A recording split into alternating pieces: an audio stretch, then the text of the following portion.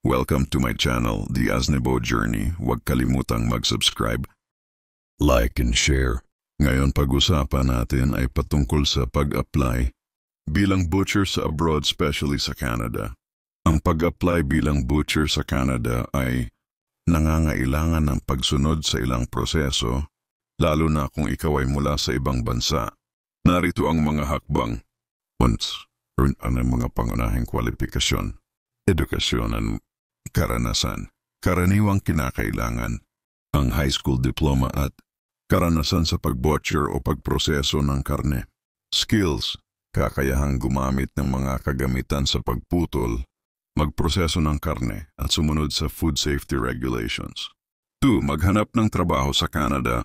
Gumamit ng mga job portal tulad ng Job Bank Canada, Indeed Canada, Workopolis. I-contact ang mga employer na naghahanap ng butcher at mag-apply sa pamamagitan ng pagpapadala ng resume at cover letter. 3. Tingnan ang Now POLMIA, Labor Market Impact. Assessment, LMIA.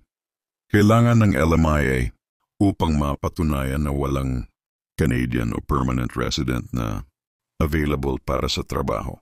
Karaniwang ang employer ang nag-aasikaso nito. Siguraduhing suportado ng employer ang LMIA application. 4. Mag-apply ng work permit. Kapag meron ng job offer at LMIA, maaari ka nang mag-apply para sa work permit. Maghanda ng mga dokumento tulad ng valid passport, job offer letter, LMIA approval, proof of funds, medical exam kung kinakailangan. Mag-apply online sa IRCC website. 5. Optional.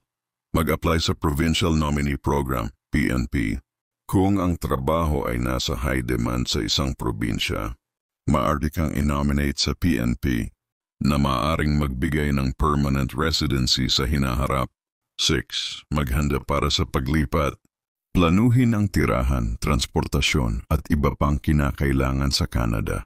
Sundin ang mga patakaran ng employer para sa orientation at training.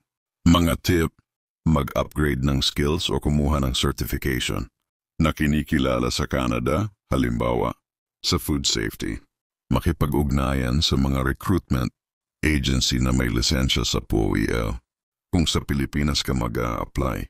Kung gusto mo ng tulong sa paggawa ng resume o paghahanap ng job openings, sabihin mo lang.